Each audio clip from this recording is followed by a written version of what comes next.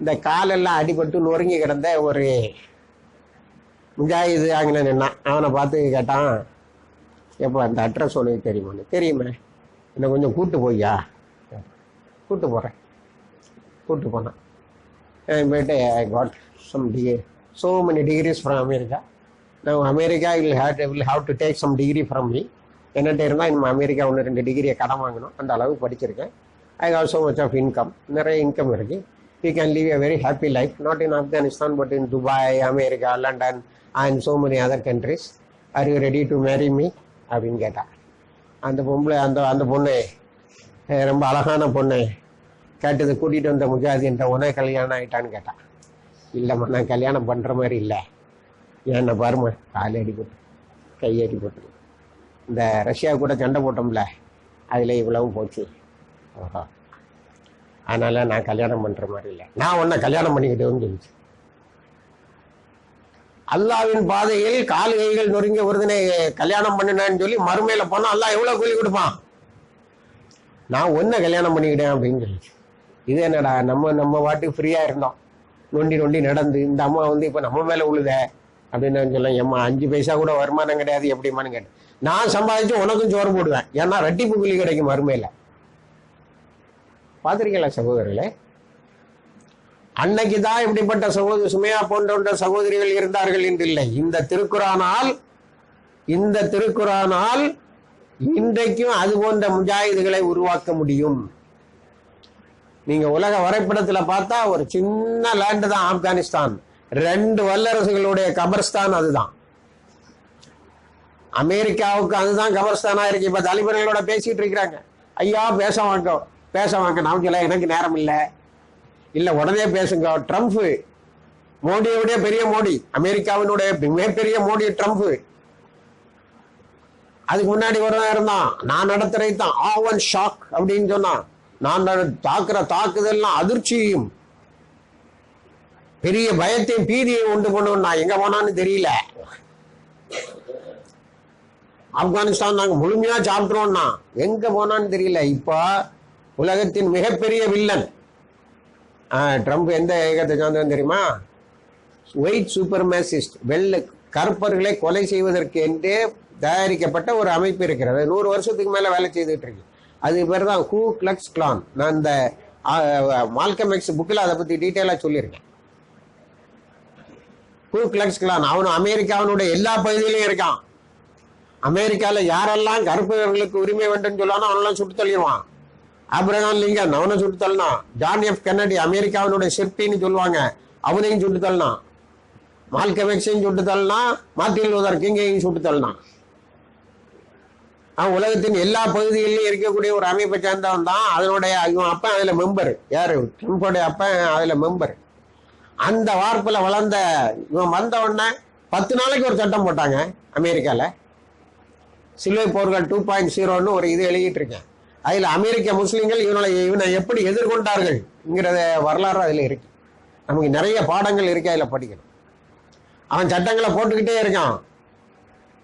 ஆப்கானிஸ்தான ஒரே நிமிஷத்துல ஒண்ணு இல்லாம ஆக்கிறோம்னா ஒன்னும் ஆக முடியல. கடைசியில தாலிபான்களோட பேச்சு வருது, எங்களுக்கு பொருளாதார நஷ்டம் ரொம்ப ஆயிட்டு இருக்குப்பா.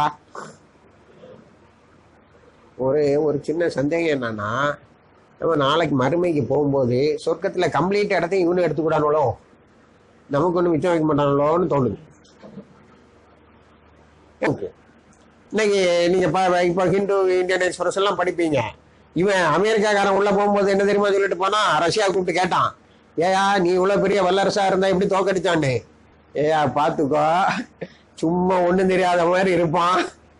அந்த மக்கள்கிட்ட இருந்து நான் முஜாஹிதுகள் எங்க இருக்கிறாங்கிற தகவலை அங்க உள்ள மக்களுக்கு ரூபா கொடுத்து வாங்கிடலான்னு போனேன். அவன் ரூபாய் வாங்குறான், தகவலை மட்டும் சொல்ல மாட்டாங்க. ஏன்னா ரூபாய் வாங்குறான், தகவலை சொல்ல மாட்டாங்கிறான். நான் எத்தனையோ முஜாஹிதுகளை கொலை செய்திருங்க, விருந்து வச்சு கொலை செய்திருங்கன்னு பணத்தை கொடுத்தேன். அழகா விருந்து வச்சோம், ஒருத்தனும் சாவல. நான் திரும்ப போனா என்ன கொண்டுருவான். அந்த மக்கள் இந்த ரகசியங்களை தங்களுடைய அல்லாவின் பாதையில் முன்னே நிற்கக்கூடிய சகோதரர்கள் பற்றிய தகவல்களை எந்த காரணத்தை கொண்டும் தருவதில்லை. அதனால நீ உள்ள போனேன்னா நீ எதிரியை எப்படி தேடணும் எங்கே இருக்காங்க. ஆனா அவன் ஒரு சின்ன நீ அப்படி நடந்து போதுல ஒரு சின்ன கல்லு மாதிரி கிடக்கும், டொமின்னு வட்டிக்கும் நீ போய் சேர்ந்துருவ. ஒய்வி லாஸ்ட்னு ஒரு புக் எழுதுறான். ஆப்கானிஸ்தானில் ஏன் தோற்றோம், ஈராக்கில் ஏன் தோற்றோம், ஒரு அமெரிக்காவினுடைய கேர்னல் எழுதுறான். அவன் யாருன்னு சொன்னா, ஈராக் யுத்தத்திலையும் அவன் தான் ஃப்ரண்ட் லைன் லீடர் டேவிட் புல்லருங்கிறவன். ஆப்கானிஸ்தான் யுத்தத்திலையும் அவன் தான் 500 பக்கத்துக்கு ஒரு புக் எழுதுறான், ஒய் வி லாஸ்ட், நாம் ஏன் தோற்றோம். அதுல பல விஷயங்கள் சொல்றான். பல விஷயங்கள் சொல்லும்போது நம்ம ஒரு விஷயத்தை புரிஞ்சுக்கிடல. நம்மகிட்ட இருக்கிறது கூலிப்பட, சம்பளத்துக்கு சண்டைக்கு போறவன், அவன்கிட்ட இருக்கிறது லட்சியவாதி, அதை நம்ம புரிஞ்சுக்கிடல. ஒண்ணு. ரெண்டாவது, நீ குளோபல் வார் ஆன் டெரர் அப்படின்னு சொல்லிட்ட. உலகம் முழுவதும் இருக்க தீவிரவாதத்துக்கு எதுனா ஆப்கானிஸ்தான் பேரங்கன்னா எதிரி எங்க இருக்கான்னு தெரியல. ஆனா எதிரிக்கு நம்மளை கரெக்டா தெரியும், தட்டினான். அமெரிக்கால ஒரு பாதிரியார் என்ன செய்தான், ஒரு அறிவு போட்டான், குரானை எரிக்க போறேன் அப்படி. கிறிஸ்துமஸ் அன்னைக்கு அதுக்கு முந்தின நாள் திருக்குறானை நான் ஊரெல்லாம் எரிக்க போறேன் அப்படின்னு ஒரு அறிக்கை விட்டான். அறிக்கை விட்டு குரான் பிரதிகள்லாம் வாங்கி வச்சுட்டான் அதை எரிக்கிறதுக்கு. ஒபாமாவுடைய காலம் ஓடி போனான், தயவு செய்து எரிச்சிடாதேன்னா. ஏன்டா குரானை நீ எப்படி காப்பாற்ற வந்த அப்படின்னு. இல்லடா, நான் குரானை காப்பாற்ற வரலடா, நீ இங்க ஒரு குரானை இருக்கேன்னா ஆப்கானிஸ்தான்ல 1000 அமெரிக்க படைகளை போட்டு தள்ளிடுவான், ஒரே டெட் பாடியா வந்து இறங்கிட்டு இருக்கோம். தயவு செய்து நீ அந்த போராட்டத்தை கைவிட்டுரு, வேற ஏதாவது போராட்டம் பண்ணுன்னா. ஆப்கானிஸ்தான் முஜாஹிதுடைய போராட்டம் எங்க எஃபெக்ட் ஏற்படுத்துது, அமெரிக்காவில் எஃபெக்டை ஏற்படுத்துது. இவன் போகும்போது என்னமில்லாமோ சொல்லிட்டு போனான். அதாவது சும்மா ஒரு அமெரிக்கா இல்ல, நேட்டோன்னு சொல்லக்கூடிய நான் அலைன்டு நார்த் அட்லாண்டிக் ட்ரீட்டி ஆர்கனைசேஷன்ல உள்ள 59 நாடுகளோட உதவியோட போனான். 59 நாடுகளோட உதவியோட போனான். நஷ்டம் வந்தா இவங்க எல்லாருமா ஷேர் பண்ணிக்கணும். இப்ப எல்லாரும் ஷேர் பண்ணி நஷ்டத்தை தாங்க முடியல. தாலிபான்கள்ட்ட நான் உனக்கு ஆபீஸ் போட்டு தரேன், கத்தருக்கு வான்னு. அதுல வருது என்ன செய்யுமா, எனக்கு தாலிபான்களே தெரியும், அதனால கொஞ்சம் ரூபா தந்தேன்னா நான் அவங்கள பேசி கத்தருக்கு வர சொல்றேன்னு. பணத்தை வாங்கினவெல்லாம் நம்ம லேண்ட் புரோக்கர் மாதிரி அவன் பட்டு போயிட்டான், ஒரு தினம் ரெஜிஸ்டர் பண்ணி கொடுக்கல. ஒரு பத்திரிகையில அறிக்கை விடுறான், தாலிபான்களே உங்களை கண்டுபிடிப்பது கஷ்டமாக இருக்கிறது, பேச்சுவார்த்தைக்கு வாருங்கள் அப்படின்னு எழுதுறான். இன்னைக்கு வார் ரிப்போர்ட்ல எழுதுறான்ல, ஓய்வி லாஸ்ட்ல எழுதுறான், அமெரிக்கா சுட்டது எல்லாம் அப்பாவி மக்களை, ஆப்கானிஸ்தான் முஜாஹிதுகள் சுட்டது எல்லாம் அமெரிக்க வீரர்களை. அவன் ஒரு ஒழுக்கம் வச்சிருக்கான், அப்பாவிகளை என்னைக்குமே தொடுறது இல்லைன்னு. அப்ப அல்லாஹ் இந்த ஆப்கானிஸ்தானுக்கு எப்படி ஒரு இதை கொடுத்துருக்கான்னு நான் நினைக்கிறேன்னா, அமெரிக்கால இருந்து ரஷ்யாவில இருந்து படையை கொண்டு வந்து இவங்களுக்கு ஷஹாதத்தை கொடுக்குறான். உங்களுக்கு ஷஹாதத்தை வேணும்ல, ஆப்கானிஸ்தான்ல வராது, மற்ற இடத்துல தான் வரும். ஒரு யுவானி ரேட்லேயே உள்ள போறா, நீங்க அந்த கதையை படிச்சா தெரியும். பின் லாடனை சந்திச்சு ஒரு பேட்டி எடுக்கணும்னு போறா, தாலிபான்கள் பிடிச்சிடறாங்க. இது வேணா அவ பயணத்துல ஒரு பகுதியில போய் ஒரு கிராமத்துல மாட்டிக்கிட்டா. அங்க ஒரு கிழவி, அந்த கிழவி கேட்கிறா, நீ எத்தனை பிள்ளைமா பெத்தான்? நான் ஒரு பிள்ளை தான் பெத்தான், நாங்க 2க்கு மேல பெறது இல்லை. அந்த கிழவிட்ட கேட்டா, உனக்கு எத்தனை பிள்ளைன்னு? 25 பிள்ளைன்னா.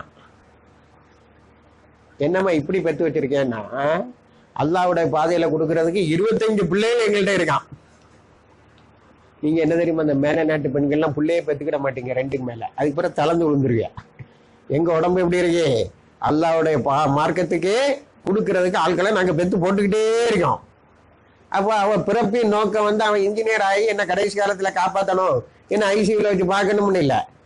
இவ்வளவு பிள்ளைகள் இருந்தா அதை அல்லாவுடைய உங்க கண்ணுக்கு முன்னாடி நடக்கிறதா, உங்க கண்ணுக்கு முன்னாடி நடக்கிற 2 வல்லரசுகளை வீழ்த்தி இருக்கிறார்கள். ஏனென்று சொன்னால், இன்குந்தும் அவர்கள் உண்மையிலேயே அல்லாவிடத்தில் ஈமான் கொண்டவர்களாகவும் அல்லாவை சந்திப்பதில் மகிழ்ச்சி அடைபவர்களாகவும் இருக்கிறார்கள். நம்மளை போல ஐடில படிக்கல, கஷ்டப்படல, இது பண்ணல, போயிட்டே இருக்கான் சொர்க்கத்துக்கு.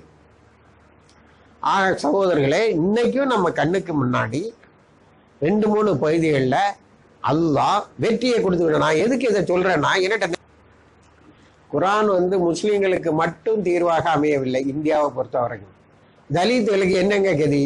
5000 வருஷம் இருக்க ஜாதி எவனுக்கெல்லாம் தீர்ந்தது? இஸ்லாத்தை ஏற்றுக்கிட்டவனுக்கு மட்டும்தான் தீர்ந்தது. வேற எவனுக்கு தீர்ந்தது சொல்லுங்க? இன்னைக்கு இந்தியாவுடைய மிகப்பெரிய பிரச்சனை இல்லையா? 22% 25% இருக்கக்கூடிய தலித்துகள் என்ன பாடுபடுறான்? பொருளாதாரமே தெரியாம கொஞ்சம் பேர் ஆட்சிக்கு வந்துட்டான், பாசிசத்தை பேசிய ஆட்சிக்கு வந்துட்டான்.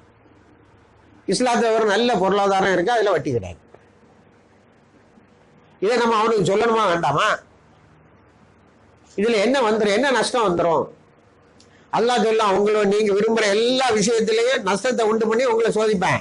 அந்த பொருட்களா அல்லாவாங்கிற கேள்வியை முன்ன வைக்கிறதுல ஏவெல்லாம் அல்லான்னு ஏத்துக்கிட்டானா அவன் தான் புத்திசாலிங்கிறான். அவர்களுக்கு நான் வெற்றியை வாக்களித்திருக்கிறேன். அவர்கள் இது போன்ற முயற்சிகளில் ஈடுபடும் போது அவர்களுக்கு உதவி செய்வதை என்னுடைய கடமையாக ஆக்கியிருக்கிறேன். அவன் நடந்து வந்தா நான் ஓடி போறேன், அவன் 1 முழம்னா நான் 9 முழம் என்ன காட்டுறான். அப்ப இவ்வளவு உத்தரவாதம் இருக்கக்கூடிய ஒரு சமுதாயம், அல்லாவும் ரசூலும் காட்டிய வழியில் நாங்கள் உறுதியாக நிற்போம் என்று காட்ட வேண்டுமா? தங்க தமிழ் தலைவனே, செந்தமிழ் அறிஞனே, என்னையா இது? யாரையெல்லாம் வணங்கியா? யாரையெல்லாம் வணங்குற? அந்த ஆசி பெற்ற வேட்பாளரான் பதவி எவனாவது கேட்டா கொடுக்காதேன்னு சொன்னாங்க ரசூல்லா. ஒரு சஹாபி ஓடி வந்தார்னா, ரொம்ப கஷ்டப்பட்டோம்னா ரசூல்லா, எனக்கு அதில் ஒரு போஸ்டிங் தரக்கூடாதுன்னு கூப்பிட்டு சொன்னார், உனக்கு ஒரு நல்ல விஷயம் சொல்றேன், நீ பணத்தை கையாளும் போது நீ நிறைய தப்பு பண்ணிடுவேன், மறுமையை போயிடும், எப்படி சரியான்னு கேட்டாங்க. வேண்டாம்னு ஓடி போயிட்டான். வேண்டாம் தான் வேண்டாம் ஓடி போயிட்டான். உமர்லா தலா என்ன சொன்னாங்க, அவங்க மகனை வைக்கிறேன்னு சொன்னா, சரி சரி என் மகனை என் பேரனையும் சேர்த்து மினிஸ்டரா போட்டு விடுவா. நான் சொன்னாங்க, இல்ல, ஹத்தாவ் குடும்பத்தில் அல்லாவிடத்தில் ஆட்சி பொறுப்பில் இருந்ததுக்காக இந்த உமரை மட்டும் இந்த உமர் மட்டும் பதில் சொல்லட்டும், என் மகனும் அதுக்கு ரொம்ப பலவீனமான ஆளுங்க, விட்டுருங்க அவனை அப்படின்னு சொன்னாங்க. ஆக இதுதான் அரசியல் ரீதியாகவும் நாட்டு நடப்பிலும் இதுதான் தக்குவா. தக்குவா உள்ள சமுதாயத்தை இன்னைக்கு நாட்டு நடப்புல அல்லாஹ் எங்கே கைவிட்டான் சொல்லுங்க, எங்க கைவிட்டான்? இன்னைக்குள்ள நாட்டு நடப்புல சொல்லுங்க. ஆப்கானிஸ்தான 2 வல்லரசுகள் ஒன்றும் செய்ய முடியல. ஏன்? நம்மளை போல சூழ்நிலைக்கு தகுந்தபடி வாழ்ந்துடணும்னு பார்த்தவங்க இல்ல. அல்லாஹ்வுடைய மார்க்கத்தில் நிலைத்து நிற்போம். we will be Muslims till the end or we will die. நாங்கள் முஸ்லீம்களாவே நிலைத்திருப்போம், இல்லைன்னா அல்லாஹ்ட்ட போய் சேருவோம். இதுதான் எங்களுக்கு சிறந்தது. நாங்க அல்லாஹ்வுடைய மார்க்கத்துல காம்ப்ரமைஸே பண்ண மாட்டோம். நீ எப்படி விடும்பு இப்படி பிடிக்கிற, அப்படி பிடிக்கிற, இப்படி பிடிக்கன்னு சொன்னாலும் நாங்க விட்டு கொடுக்க மாட்டோம்னு வாழக்கூடிய மக்களுடைய காலடியில் இன்று வல்லரசுகள் கிடக்கிறது. அமெரிக்காவினுடைய பொருளாதாரம் இப்படியே உலக நாடுகளில் போய்கொண்டு இருந்தால் இன்னும் கொஞ்ச நாளைய ஒண்ணு இல்லாம ஆகிடும். இன்னைக்கு வேகமாக பரவி கொண்டிருக்கிறது ஐரோப்பாவில் இஸ்லாம். வேகமா பரவிட்டு இருக்கு ஐரோப்பாவில். என்ன சொல்றான்னு தெரியுமா? செனட்ல இருந்து ஒரு பத்திரிகை ஒரு ஆய்வறிக்கை இது பண்றான், 400 பக்கத்துக்கு. சிஐஏ சரியாக த்ரெட் டு அமெரிக்கா, ஷரியத்து அமெரிக்காவை மிரட்டுகிறது. எதுங்க மிரட்டணும் அமெரிக்காவை? நீ வச்சிருக்கிறத விட பல மடங்கு பலம் உள்ள அணுகுண்டு என்ன இருக்குன்னு சொன்னா அமெரிக்கா பயப்படணும். நீ நைட்ரஜன் பாம்பு வச்சிருக்க, நீ நைட்ரஜன் பாம்பு வச்சிருக்க, அந்த நைட்ரஜன் பாம்பை மிஞ்சி இது இருக்குன்னு சொன்னா பயப்படணும். சரியா த த்ரெட் டு அமெரிக்கா. நான் அதை பத்தி ஒரு கவர் ஸ்டோரி எழுதிருக்கேன் 2012. 400 பக்கத்துல என்ன தெரியுமா சொல்றான்? அதாவது இன்னைக்கு இருக்கக்கூடிய அமெரிக்க பெண்கள் எல்லாம் இஸ்லாத்தை பின்பற்றி கொண்டு இருக்கிறார்கள். They are Americans but Muslims. என்ன செய்வேன் நீ? அவன் நான் இமிகிரன்ஸ் எல்லாம் சட்டத்தை கொண்டு வரா, வேற நாட்டுல இருந்தெல்லாம் அங்க இல்லையா, நான் இங்கேதான் பிறந்தேன். 9/11 அடையாளப்படுத்தக்கூடிய இரட்டை கோபுரங்கள் தாக்கப்பட்ட இடத்துல பள்ளிவாசல் இருக்கு, ஜும்மா நடக்கு, 1200 பேர் தொழுவான். அதை தள்ளி போட பார்த்தா முடியல. அதுக்கு என்ன தெரியுமா பேர்? அந்த பள்ளிவாசலை கட்டின ட்ரஸ்டுக்கு கார்டோவா இனிஷியேட்டிவ். கார்தோவா எங்க இருந்தது? ஸ்பெயின்ல. அப்ப ஒரு பெரிய பிரச்சனை உண்டு பண்ணாங்க அமெரிக்கால உள்ள வலதுசாரிகள். பாரியா, நாங்க ஸ்பெயினை வெற்றி கொண்ட மாதிரி அமெரிக்கா வெற்றி கொள்ளோன்னு காட்டுறோம், அதுக்கு தான் கார்டோவா இனிஷியேட்டிவ்னு வச்சிருக்கான்னு கேஸ போட்டான். சின்ன சின்ன கோர்ட்டெல்லாம் தாண்டி பெடரல் கோர்ட், அங்க பெடரல் கோர்ட்டுங்கிறது இங்க உள்ள supreme court. Federal court case வந்தது. ஒரு அமெரிக்கன் முஸ்லீம் தான் அந்த இனிஷியேட்டிவ் வச்சிருக்காரு. அவரு சொன்னாரு, அவரை கூப்பிட்டு விசாரிச்சான், என்னப்பா இப்படி பேர் வச்சிருக்கேன் அப்படின்னா, பேர் வச்சிருக்கேன். அமெரிக்காவினுடைய சட்டத்துல ஒரு ட்ரஸ்டுக்கு நான் விரும்புற பேரை வைக்கிறதுக்கு உரிமை இருக்கா இல்லையா சொல்லு. இருக்கு. அப்ப இதுதான் பேர். பிரான்ஸ்ல புர்காவை தடை செய்தான். என் பையன் அப்ப பிரான்ஸ்ல தான் இருந்தான். அப்ப அவன்கிட்ட கேட்ட, என்னப்பா புர்கா தடை பண்ணிட்டானே, எல்லாம் புர்கா எல்லாம் போறான், எல்லா பொம்பளையும் புர்கா போட்டுட்டு போறா, அதிகமா போட்டு போறா. இல்ல கேஸ் போடலையா? அது போலீஸ் ஸ்டேஷன் கையை காட்டின உடனே நிக்கிறா, சில பர்டிகுலர்ஸ் இது பண்றான், பாட்டு புர்கா போட்டுட்டு பாட்டு போயிட்டே இருக்கா. ஏன்னா இப்படி ஆகிப்போச்சு. அதுக்கு ஒரு சட்டத்தை போட்டுட்டு ஒரு ரகசிய சர்க்குலர் அனுப்புறான். என்னன்னா அவளை போலீஸ் ஸ்டேஷனுக்கு கூட்டு போய் விசாரிக்கப்படாது அப்படின்னு. இது அப்படி முத்தி பிரான்ஸோட உச்ச நீதிமன்றத்துக்கு வந்தது. கொஞ்சம் பெண்கள்லாம் கேஸை போட்டாங்க. அந்த நீதிபதிகிட்ட கேட்டாங்க, ஐயா நாங்க விரும்புகிற ட்ரெஸ்ஸை போடுறதுக்கு எங்களுக்கு உரிமை இருக்கா இல்லையா? இருக்குமா, நாங்க விரும்புகிற ட்ரெஸ் புர்கா போடுவோம். அது என்னன்னா அங்க ஆர்டிபிஷியலா ஒரு திங்கிங் பிரான்ஸ்ல என்னன்னா பாப்பா மாரெல்லாம் திணிச்சு பிள்ளைகளை புர்கா போட்டு அனுப்புறான்னு. பாப்பாக்கு பிள்ளைக்கு புர்கா போட்டு வந்தா பாப்பாவுக்கு 2000 பிராங்க் யூரோ தண்டனை. பிள்ளை புர்கா போட்டு வந்தா நீதான் காரணம்னு பிள்ளை எல்லாம் ஒரு கேஸை போட்டுது. ஏயா நாங்க விரும்புற ட்ரெஸ் நாங்க அவுத்து போட்டுட்டும் போவோம், முழுசா மூடிட்டும் போவோம், இதுக்கு உரிமை இருக்கா இல்லையா? இருக்கு. அப்புறம் முடிஞ்சு போச்சு, அந்த பில்லு செத்து போச்சு.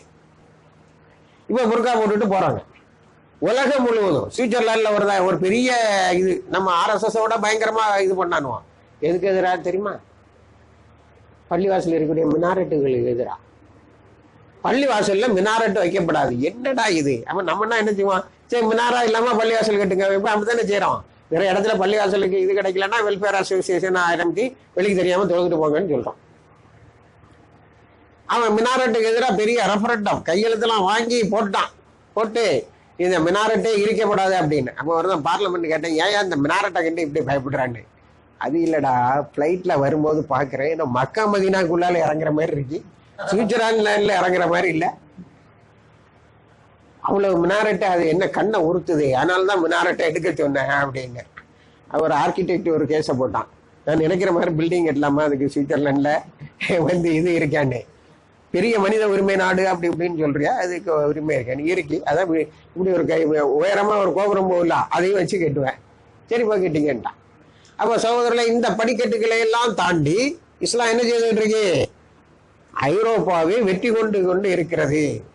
அமெரிக்கால நான் சொன்ன ஷரியத் இந்த த்ரெட் அமெரிக்கா புக்கில் ஒரு முக்கியமான சாப்டர் எனக்கு ரொம்ப ஆச்சரியமா இருந்தது. எகிப்துல தடை செய்யப்பட்ட இஹ்வானுல் முஸ்லிமீன் இருக்கேன், அமெரிக்கால ரொம்ப ஆக்டிவா இருக்கேன். அது எப்படிதான் இருக்குன்னு கேட்டேன். ரசூலுல் பன்னாவுடைய பேரன் தான் அமெரிக்காவினுடைய பிரசிடென்டோட இப்தார் உரைகளை எழுதி கொடுக்குறாங்க. என்னடா இது உலகத்துல பெரிய அதிசயம்.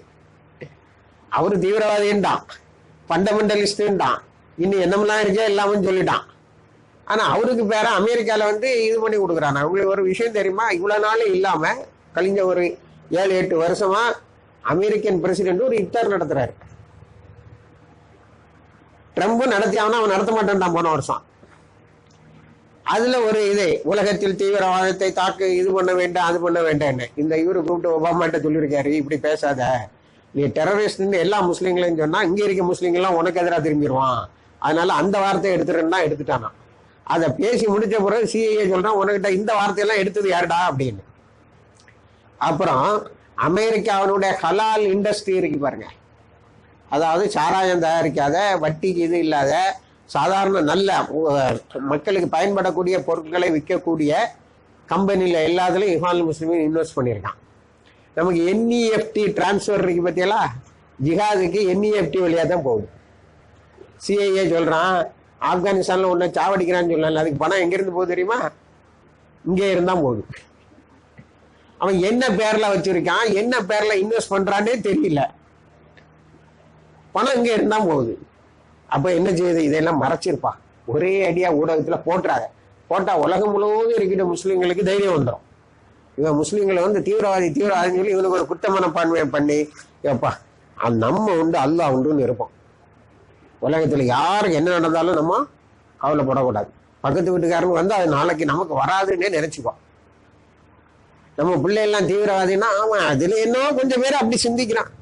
சொல்றேன் சகோதரர்களே, இதுவரைக்கும் சண்டை போட்டுக்கிட்டு இருக்கேன். ஐபியும் RSS தான் கொண்டு வைக்கன்னு புத்தகம் எழுதி வித்துக்கிட்டு இருக்கேன், எங்கேயும் கொண்டு வந்திருக்கேன். இதுவரைக்கும் சண்டை போட்டுக்கிட்டு இருக்கேன். எந்த மூமீனும் ஒரு அப்பாவி உயிரை கொலை செய்ய மாட்டான். நீங்க இன்னைக்கு எத்தனையோ ஃபேக்ஷன்ஸ்ல இருக்கிறீங்க, உங்க ஃபேக்ஷன்ல இருக்கிறவன் ஜும்மால போய் குண்டு வைப்பானாங்க?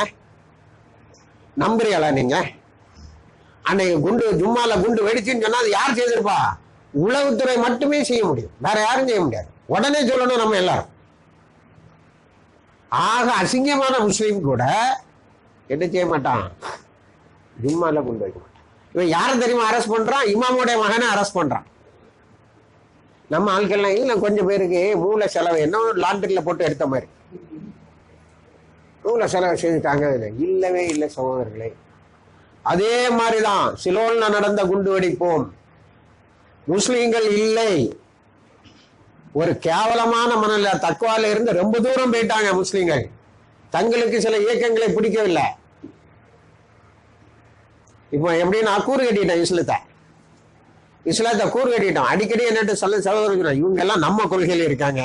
இது என்னடா இது கொள்கை? கம்யூனிசமா, கர்டலிசமா? நான் எல்லா கொள்கையும் படிச்சிருக்கேன். சோசியலிசமா அல்லது நாம் தமிழரா? இவங்க நம்ம கொள்கையில இருக்கிறாங்க. அப்ப மீதி உள்ளவன்லாம் மீதி உள்ள முஸ்லீம்கள்லாம் இதுல இருக்காங்க. எங்க இருந்தே படிச்சீங்க இத? நீங்க கூறு கட்டிக்கிட்டீங்க. அதனால ஒரு RSS காரனுக்கு சலாம் சொன்னா கூட சொல்லுவீங்க, இவன் அந்த இயக்கத்தை சேர்ந்தோம்னா சலாம் சொல்லதுக்கு நம்ம இந்த பெட்டர் முஸ்லீம் ஒத்துக்கவே முடியாது. சகோதரர்களே, இந்த காட்புணர்ச்சியினால் சிலர் என்ன செய்துட்டாங்கன்னு சொன்னா இந்த இயக்கத்தை சார்ந்தவர்கள் தான் செய்துட்டாங்கன்னு சொன்னா.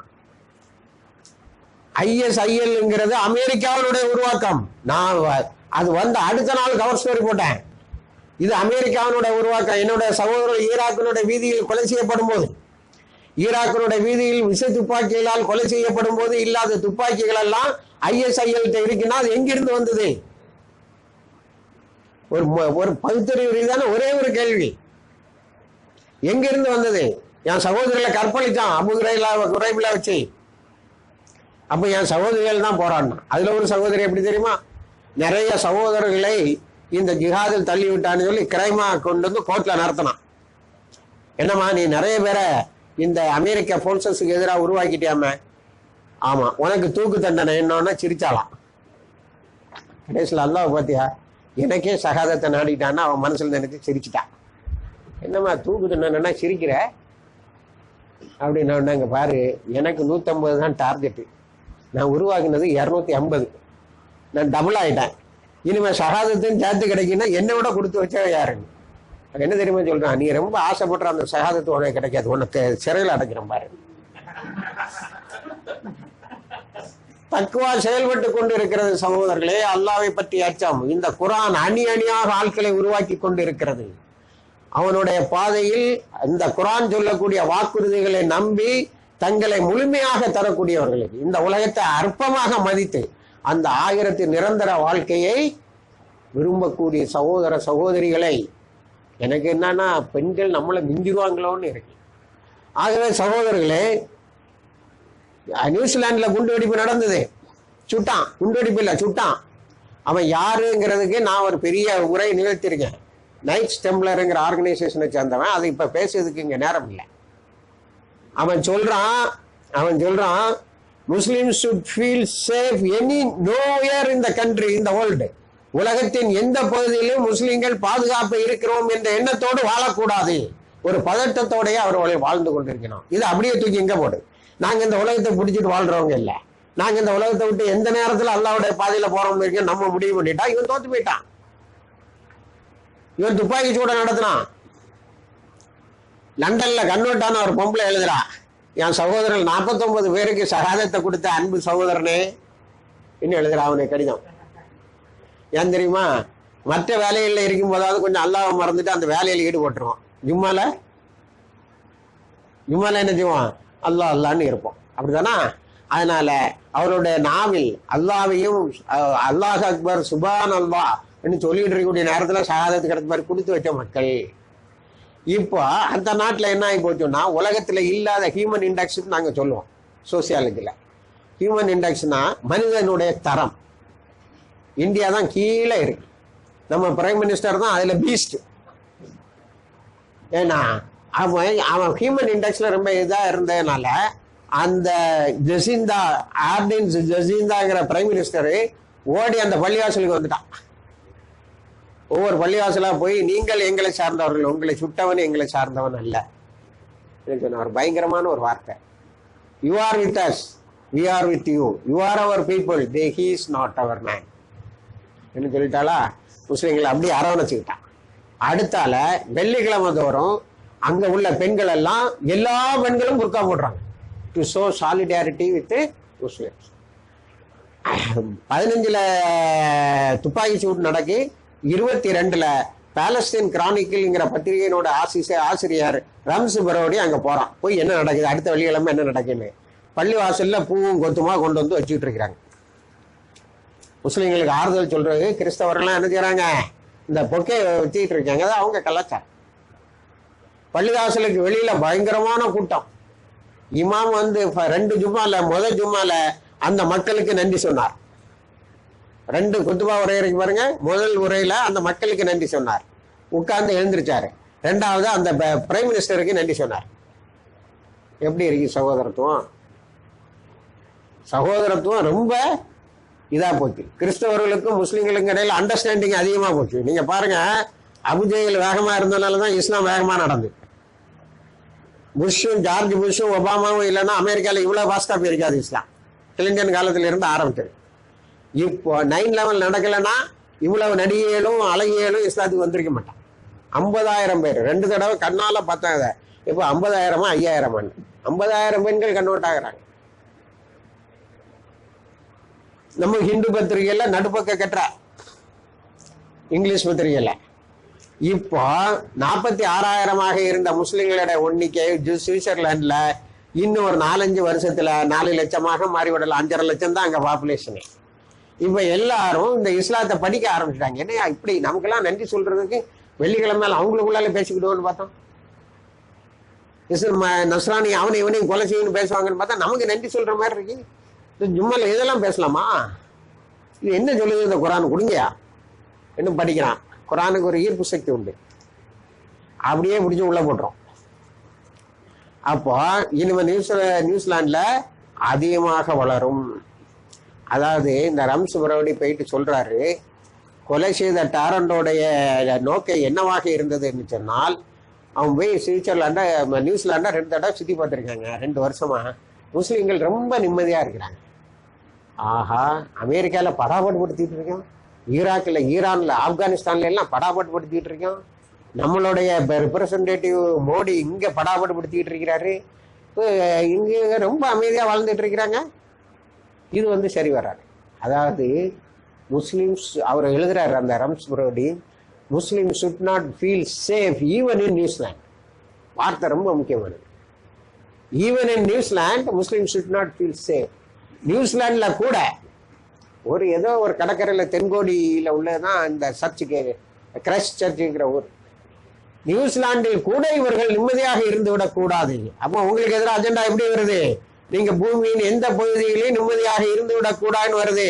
நான் ரொம்ப நிம்மதியா ஏசி ரூமை போட்டு பூட்டிட்டு உள்ள இருந்துக்கிடுவேன், நான் பெரிய தாடி வச்சு தொழுதுகிட்டா அல்லாட்ட அல்லா பாத்தியா எல்லாத்தையும் இதெல்லாம் பாத்துக்கோ, நான் வந்து ட்ரெஸ்ஸிங் அது இதுல எல்லாம் நம்ம 100% ரைட், மற்ற முஸ்லீம்கள்லாம் என்கிட்ட வர முடியாது அப்படின்னு நினைச்சிட்டு இருக்கீங்களா?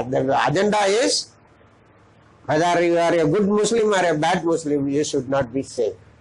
நீ ஒரு நல்ல முஸ்லீமா கெட்ட முஸ்லீமாங்கிறது இங்க கணக்கு கிடையாது. நீ வந்து பாதுகாப்பாக இருக்கக்கூடாது என்பது வேர்ல்டு அஜெண்டா. அதை தெரிஞ்சுக்கிடுங்க. அப்ப அங்க இருந்த மத ஒற்றுமையை பார்க்கும் போது கிறிஸ்தவர்களுக்கும் முஸ்லீம்களுக்கும் சண்டை ஏற்படுத்த வேண்டும் என்று சொல்லி சிலோன்ல குண்டு வெடிப்பு நடக்கு. உடனே இன்வெஸ்டிகேஷன் யாரெல்லாம் போறா? நம்ம நாட்டுல குண்டு வைக்கிறதே முழு நேர தொழிலா கொண்ட உளவுத்துறை. அதுக்கு நாங்க முடியலன்னா நாங்க ஹெல்ப் பண்றோம்னு பெடரல் பியூரோ ஆஃப் இன்வெஸ்டிகேஷன், அமெரிக்காவினுடைய உளவுத்துறை. நமக்கு வெளிநாட்டுல இவெல்லாம் சேர்ந்து ஹெல்ப் பண்றாங்களாம். செத்தது கிறிஸ்டியன், அடிக்கிறது இப்ப சிங்களவன். சகோதரர்களை 15 வருஷத்துக்கு முன்னாடி அங்கிருந்து வந்த பல அறிஞர்களிடம் சொல்லி இருக்கிறேன், சிங்களவர்கள் உங்களுக்கு எதிராக பயங்கரமான வெறுப்புகளை விதைத்துக் கொண்டு இருக்கிறார்கள். ஒரு நாள் வெடிக்கும் போது ஓடி போயிடலான்னு நினைக்காத, அல்லது வேற ஏதாவது 10 ரூபா கொடுத்து தப்பிச்சிடலான்னு பார்க்காத. இந்தியாவில கூட ஜும்மாக்கு போக முடியலன்னா போவாதீங்கன்னு இதுவரைக்கும் 10 ரூபா கொடுக்கறதுனால வரல, உயிரை இழக்கிறோம். ஆனாலும் ஜும்மாக்கு போயிட்டு இருக்கேன், அங்க கொடுக்குறாங்க. குர்பான் கடமை இல்லைன்னு கொடுக்க ஆரம்பிச்சான். இவங்க எல்லாம் இன்குந்தும் இல்லை, சூழ்நிலைக்கு தகுந்தபடி. sometimes they may be very much worried that they have born in a Muslim family.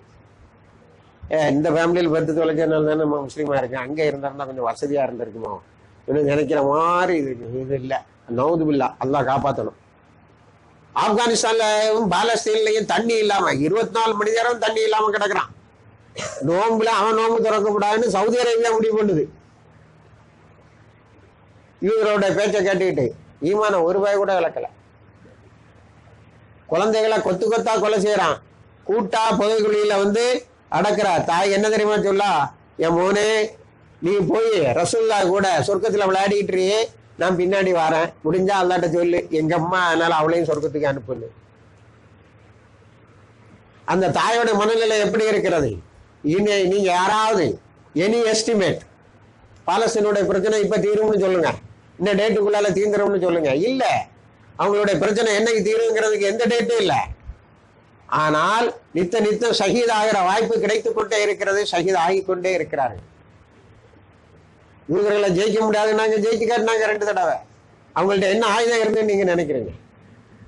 ஒண்ணும் கிடையாது. ஆகவே சகோதரர்களே, தக்குவாங்கிறது ஏதோ தனிப்பட்ட மனுஷனோட இதயத்தோடு சம்பந்தப்பட்டது மட்டுமல்ல, அதுக்கு சோசியல் இம்ப்ளிகேஷன் இருக்கு, வார் டைம் இம்ப்ளிகேஷன் இருக்கு, பொலிட்டிக்கல் இம்ப்ளிகேஷன் இருக்கு, அதுக்கு மாரல் இம்ப்ளிகேஷன் இருக்குது.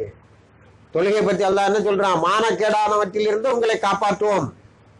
உமர் ரலியல்லாஹு இடத்துல ஒரு கேஸ் வந்தது, ஒருத்தர் குடிச்சுக்கிட்டே தொழுகிட்டு இருக்கான், என்ன செய்யறேன்னு.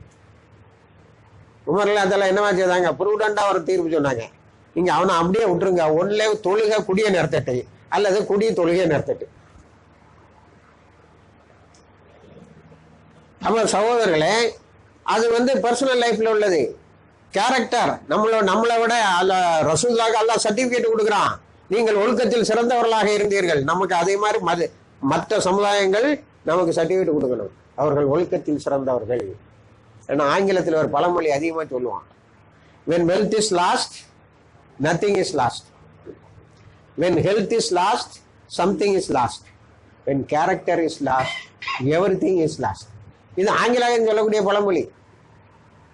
செல்வத்தை இழந்தா வருத்தப்படாத, நாளைக்கு வரும், இன்னைக்கு போகும் நாளைக்கு வரும், அது உலகத்துல உள்ளது.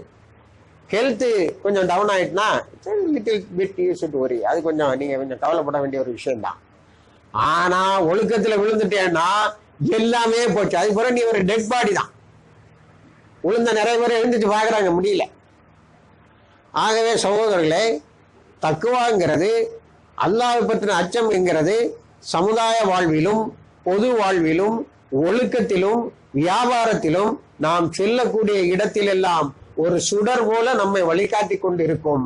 அது அனைத்தையும் தழுவியது, அது அனைத்தையும் தழுவியது. எல்லா இடத்திலும் நன்மை செய்ய தூண்ட வேண்டும், தீமையில் இருந்து நம்மை தடுக்க வேண்டும், அல்லாஹ்வின் பாதையில் பிடித்து தள்ள வேண்டும், அதற்காக அதிகமான தியாகங்களை செய்ய வேண்டும். அல்லாஹ் நம்மகிட்ட மறுமையில எப்படி வாழ்ந்தான்னு கேட்கும் போது அவன்கிட்ட நம்ம சர்டிபிகேட் கொடுக்கணும், நான் உன் பாதையில இதையெல்லாம் இழந்தேன்.